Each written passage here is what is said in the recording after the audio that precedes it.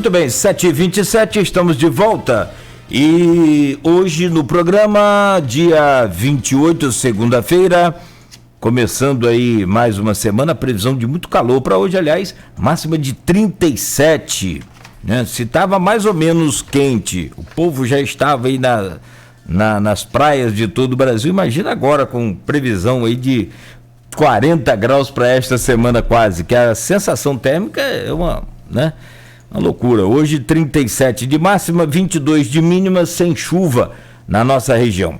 Mas o nosso convidado de hoje é o Márcio Malta, cientista político e professor da UF, vem para falar sobre essa situação política toda que o Brasil passa agora, os seus 5.570 municípios com eleição, e a gente traz aí o seu bom dia, Márcio.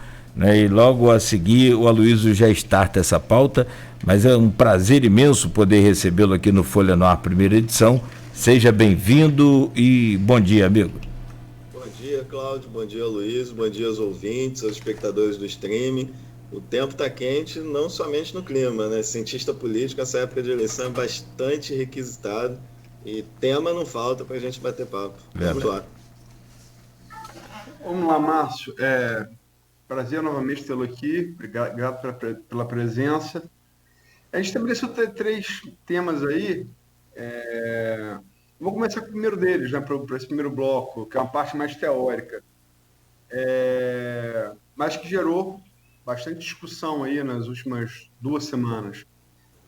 O Caetano, que vinha apresentando posições liberais, né, ele foi 2 semanas, 3 semanas no Bial, no programa do Bial, ele falou que estava revendo posições que ele chamou de liberaloides e fazendo uma revisão do marxismo a partir de um filósofo italiano chamado Domenico Losurdo e, sobretudo, das pontes que um historiador e youtuber pernambucano, o Jones Manuel, tem feito com o Losurdo, né, até uma certa relativização do stalinismo, e daí isso gerou uma celeuma desgraçada. Enfim, você também chegou a se posicionar, publicou um artigo no seu blog, me enviou, republiquei no blog Opiniões do Folha 1. Enfim, como é que você está vendo essa polêmica toda? O que você pode falar para a gente sobre isso?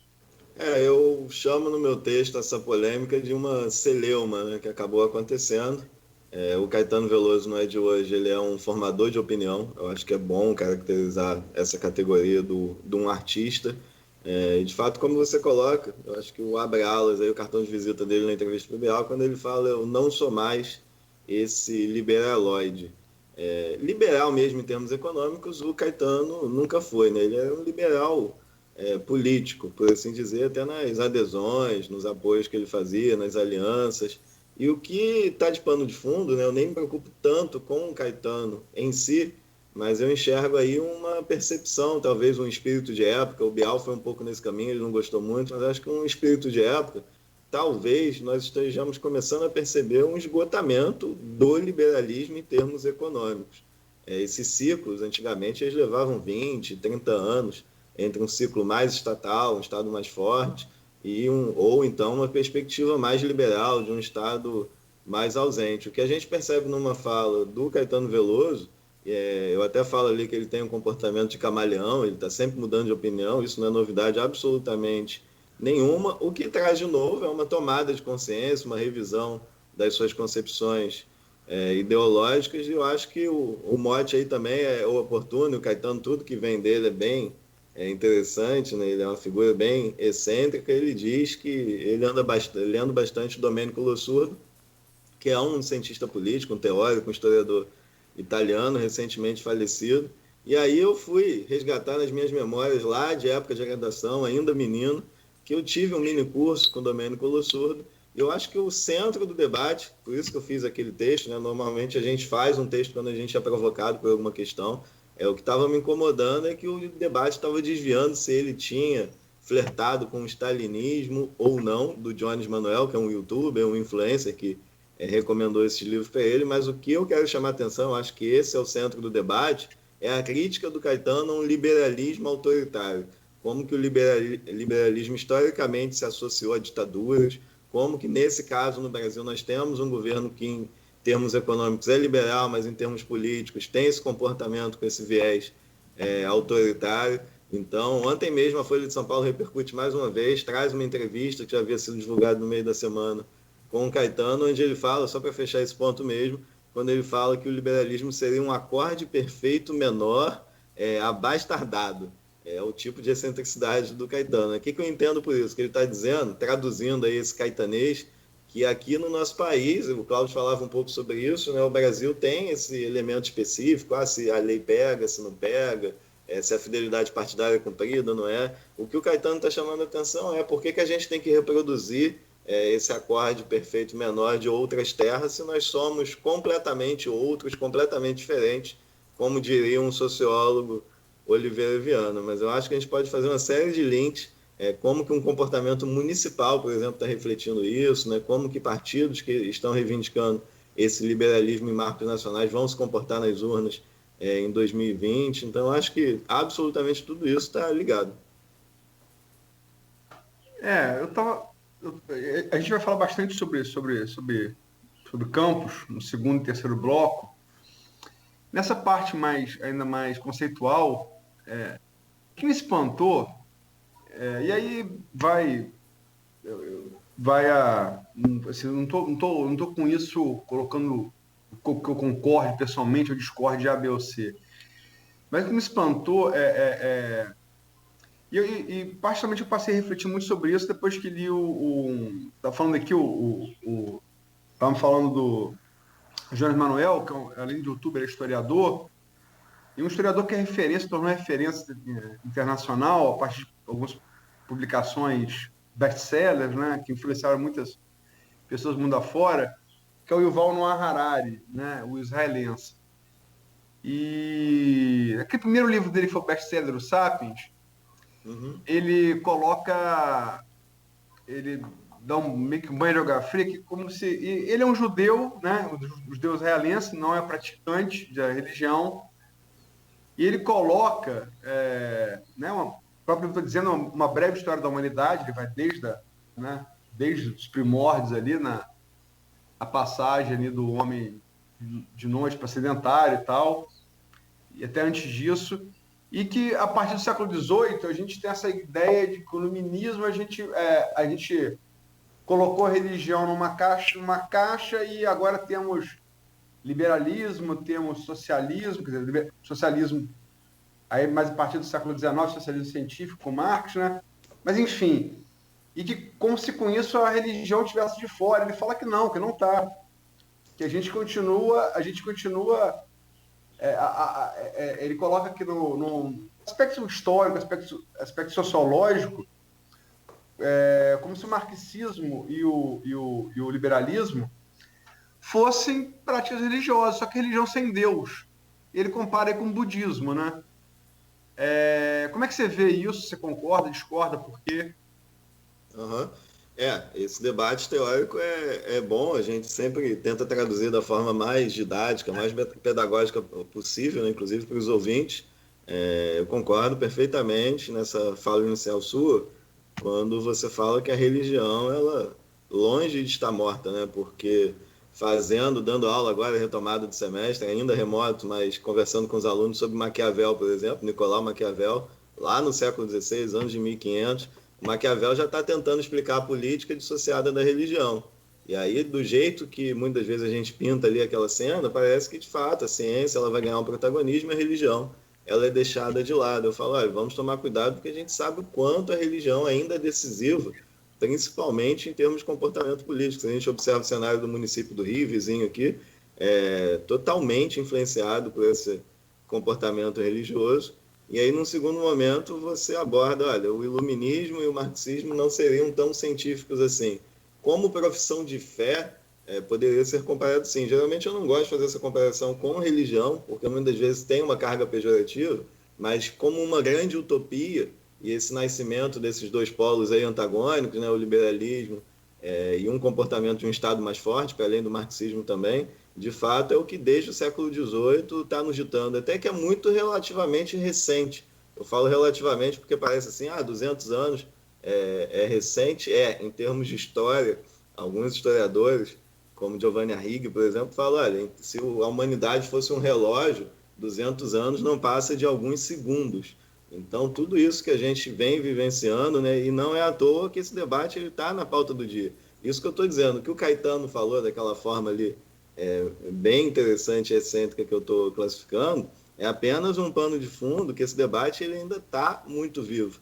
A partir do momento que o liberalismo ele começa, em termos econômicos, a fazer água, ontem o Anselmo Góes no Globo ele trazia uma passagem, para recortar essa passagem do Machado de Assis, que ele fala lá no século XIX, Machado de Assis falando, o ministro fez de montanha, mas deu à luz um ratinho econômico. O que é isso? O liberalismo geralmente promete, né, mover mundos e fundos, que vai acabar com a inflação, que vai trazer um choque de gestão, que vai fazer uma montanha de transformações, mas quando a gente vai ver, surge esse ratinho econômico. Então, eu acho também, como eu estava dizendo, talvez seja uma mudança de maré, um movimento aí político, em que o liberalismo ele seja um tanto quanto desacreditado. Mas também foi interessante esse debate do Caetano para retomar, porque afinal de contas esse debate político de fundo, né, sem esse cotidiano que nos aflige mais, dessas composições de aliança, eu acho que, como você está dizendo, esse debate teórico é sempre bem-vindo. É porque eu falo essa definição do Harari, que me chama a atenção, mas porque, assim, vamos exemplificar aqui no nosso canavial, como diria Capi, no nosso cotidiano. A reação de alguns liberais ao que disse Caetano, eu até usei isso na abertura, não no blog, mas no Facebook do seu artigo. Parecia com Beata reagindo a alguém que atacasse seu dogma religioso. E como você vai ver do outro lado também isso, você vai ver também marxistas que vão reagir como... Você ataca um dogma ideológico deles, você reagem como um fiel de seita ao ataque ao seu dogma religioso. Mas agora com Caetano, por exemplo, isso aconteceu muito, né? Sim. Como se Caetano revisar... como se o liberalismo fosse algum ungido por, sei lá, pelo Deus de Israel, né? E não é assim, né? Por óbvio, né? Nenhuma ideologia deveria ser, né? Perfeito. Eu entendo melhor o seu ponto nesse momento, porque afinal de contas soou como dogma mesmo, e essa foi a tentativa de contribuição que eu fiz, porque eu acho que o debate acabou pegando uma repercussão equivocada, porque os dois lados se agitaram. Até quando eu compartilhei esse texto lá no grupo de professores, colegas, eles até comentaram, mas você está classificando o Guga Chakra como uma pessoa, um personagem de direita. Meu irmão, por exemplo, é jornalista, comentou, talvez você pudesse ter evitado nomear ali o jornalista. Mas como vocês bem pontuaram, comentando aí o cenário político do cotidiano, do canavial, como você bem fala, né? Infelizmente essas classificações de esquerda e direita, por mais imprecisas que elas sejam, por mais que fossem comportamento somente de se sentar ali em determinado momento lá na França, na Assembleia, elas continuam válidas, porque afinal de contas é isso, a reação à polêmica do Caetano, tanto no campo da direita, com jornalistas, por exemplo, como da Globo News, que se doeram, né? Bateu fundo ali, parece que de fato, como você está falando aí, eu concordo, é como se fosse um dogma, é uma cláusula ali impetrante que não pudesse ser discutida, não pudesse ser modificada, quanto na extrema esquerda, e aí eu acho que é uma concepção equivocada de um campo também, de um setor, que começou a se mexer ali como se não pudesse ter qualquer tipo de revisão, de pronunciamento. Então, como eu disse, eu acho que é bem-vindo, porque suscitou o debate. Afinal de contas, a gente está repercutindo, por isso que eu dizia, né, os artistas eles têm, em alguns trabalhos meus eu falo um pouco isso, até mesmo uma percepção antecipada, como são muito sensíveis, como estão versando sobre uma espécie específica ali de arte, que é a sensibilidade, às vezes eles captam o espírito do tempo, um pouquinho antes do conjunto da sociedade. Então vamos ver também, eu acho que por isso dá pano para manga. Rimbaud tem a famosa carta que dizia que é preciso ser vidente, né? O artista tem que ver antes, o poeta é chamado de vate porque ele vaticina, né? Ele vê antes, vaticinar vê antes, né? O artista tem essa coisa de antena da raça, né? Agora, você acha assim que, por exemplo, a sua opinião pessoal, política, sobre esse revisionismo, por exemplo, do stalinismo que o Losurdo e o Jonas Manuel tentam fazer? Qual a sua opinião sobre isso especificamente? Certo. Até bacana essa metáfora que você faz do vidente. Eu tenho comentado que, quanto dessa época, né, cientista político, como eu falei, a gente sai mais do que pão quentinho. Toda hora tem alguém ligando, é Jornal Globo, é SBT, é Record. A gente é esquecido, fica no ostracismo ali durante 2 anos. Chega essa época, volta a ser incenseado, encandeado. Mas por que eu estou falando isso? O cientista político, ele também, não nesse sentido do artista, de percepção, mas o que a gente faz, o cientista político, ele tece prognósticos. Vocês nos consultam, né? O que vocês estão avaliando e tal. E nós tecemos prognósticos em cima do quê? Geralmente através da experiência. Nós olhamos para o passado, isso é Maquiavel também, nós olhamos para o passado e tentamos prescrever ali que correlação de forças é essa. Aí você me pergunta a minha opinião. É isso, nada mais do que opinião, é doxa, né, como diriam os gregos antigos. Nesse sentido de opinião que você me consulta, esse debate do revisionismo do Stalin, eu acho que é uma concepção equivocada, porque, afinal de contas, o modelo do stalinismo ali na União Soviética demonstrou uma série de equívocos, uma centralização imprudente, uma série de perseguições políticas, mas fazendo aí quase como um Caetano, né, que eu até comento ali, que o Caetano falava sempre no final das suas expressões, ele falava assim, ou não. Por que eu julgo pertinente, com todas as ressalvas e distanciamentos políticos e teóricos que eu tenho do stalinismo, eu acho que esses dois campos que fizeram antagonismo ao longo do século XX, né, a União Soviética e o bloco marxista como um todo em termos mundiais e o capitalismo fizeram, é importante contextualizar que na Guerra Fria ali não era um real política, né, um realismo político. O capitalismo estava tentando derrotar esse bloco soviético, e esse bloco soviético vai ter uma derrocada, principalmente por conta dessa reação do capitalismo para derrotar aquilo ali, para sufocar, como, por exemplo, Cuba é sufocada até hoje com o embargo econômico. Então, só para deixar bem sintético mesmo minha opinião, minha posição política, em termos teóricos, eu sou radicalmente contrário a esse legado do stalinismo, que o Losurdo e o Jones Manuel, de fato, eles vão flertar, apesar de não reivindicar essa camisa do stalinismo, mas em termos de concepção de sociedade, repito a todo momento, para além do marxismo, ser um Estado mais forte, ser um Estado mais protetor, que vai abrigar aqueles excluídos, uma perspectiva outra de desenvolvimento, eu acho que é bem-vindo o debate. Porque eu falo, você está falando pouco tempo, 200 anos para... Vocês estão um historiador italiano que eu não conheço. Giovanni Arrighi. Giovanni Arrighi. Me lembra também Brodel, né, do francês, as durações, né? A longa duração. A longa duração, Esse o Egito Antigo, né? Levou milhares de anos, não mudou quase nada na arte, na religião, na cultura, mas foi muito tempo que não mudou nada, né? Século XIX, pouco tempo mudou muita coisa. Mas você estava falando da questão de 200 anos, tem pouco tempo do liberalismo. Uma vez perguntaram a outro, que o Jonas Manuel costuma tentar fazer a revisão, outro líder autocrático marxista, que é o Mao Tse-tung. Aí perguntaram a ele o que ele achava da Revolução Francesa. Ele falou só, tem 250 anos, tem pouco tempo, vamos devagar. Perfeito, é isso. E o marxismo nada mais quando um professor meu falou também lá na época da graduação, marca bastante essas falas, são provocativas, são polêmicas.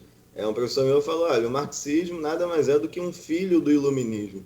Tá? O Marx ele está totalmente embebido, embriagado dessas influências iluministas. Quando o Rousseau fala em liberdade, né, esses marcos da Revolução Francesa, liberdade, igualdade, fraternidade, o marxismo nada mais do que tentar fazer uma correção de rumos no século logo em seguida, no século XIX, de tentar abarcar o máximo de pessoas nesse tipo de desenvolvimento. É como se estivesse falando, e os nossos tempos nada mais que comprovam, né? Olha, ok, o desenvolvimento econômico é bem-vindo, mas que ele não traga tanta carestia, tanta fome, que a gente pode até debater mais para frente quando a gente for comentar, quando nós formos comentar o cenário político, econômico, eu acho que esse é o acorde perfeito que está em debate aí, né? Como que nós podemos fazer um desenvolvimento mais inclusivo? Essa é a minha bandeira e se a gente conseguir remar por aí, eu acho que é bem-vindo.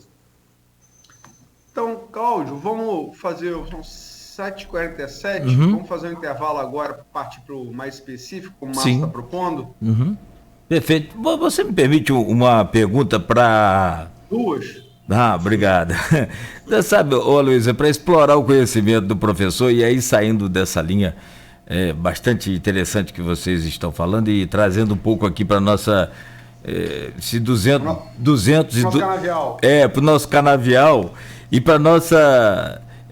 não é nem história ainda, né? Para nossa realidade. Se 200 anos, de fato, é muito pouco tempo, imagina o ontem, né? Eu não sei, aí ele pode responder tanto nesse bloco quanto no próximo, que é a questão do fenômeno, isso é que eu posso chamar assim também, de fenômeno Witzel, que do mesmo jeito que surgiu, desapareceu. Ou seja, ele conseguiu vencer uma eleição que era improvável até pouco tempo, quase que véspera da eleição ele nem aparecia nas pesquisas, né? E numa reviravolta fantástica conseguiu vencer as eleições no segundo turno e agora com menos da metade, eu acho que do governo, ele já perde o cargo aí temporariamente e, pelo que tudo indica, deve perder o mandato. Como é que se explica isso cientificamente? Sua pergunta é bem-vindo, Cláudio. Eu percebo a rádio, eu sou um apaixonado pela rádio, né? A rádio ela funciona ainda como um espaço de debate, reflexão.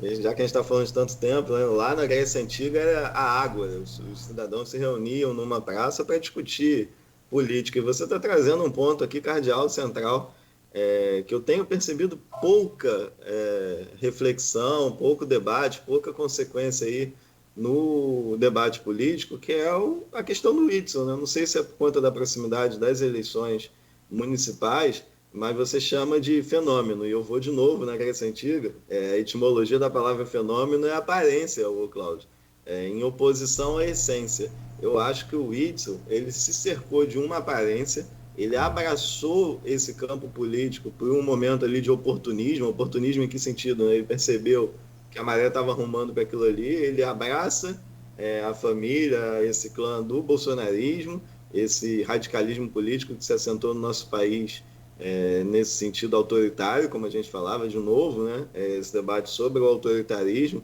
e ele começa a lascar frases ali, como por exemplo a questão que ficou pungente nele, que era vou atirar na cabecinha.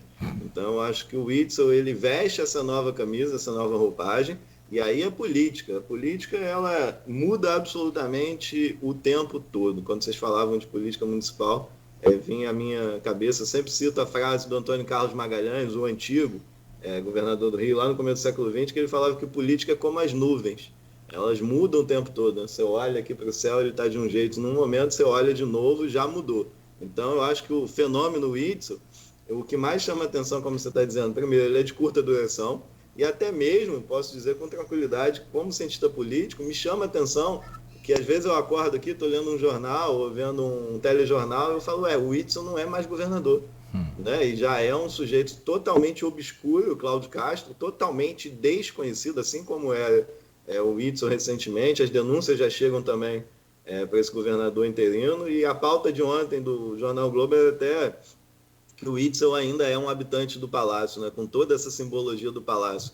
Os deputados agora, que eu acho que é um debate também secundário, mas chama atenção, né? Que ele continua com as benesses, com as mordomias de viver no Palácio com a família, que é direito dele, é prerrogativa, enquanto ele ainda é julgado no processo de impeachment. Mas eu acho que o Witzel, ao que tudo indica que ele vai cair, ele tomou uma goleada ali rotunda de 69-0. Você imagina num universo desse tamanho, de 69 deputados, ele não conseguir pegar ali, pescar um votinho sequer. Então, ao que tudo indica, o Witzel ele foi defenestrado e já chamava atenção ele abandonar um cargo de carreira como um cargo de juiz federal em prol de uma aventura como essa. Eu fiquei imaginando ali quais são, né, os desdobramentos que aguardam para um indivíduo como esse. Mas, aí me posicionando, né, para além da ciência, todo castigo é pouco. essa aventura aí que ele incorreu. Perfeito. Bom, então podemos ir ao intervalo, são 7h52 em Campos. Voltamos em instantes com o Folha no Ar, primeira edição, recebendo hoje o professor e cientista político Márcio Malta. Folha no Ar, primeira edição, oferecimento dos laboratórios Plínio Bacelar e Clínica Proteus.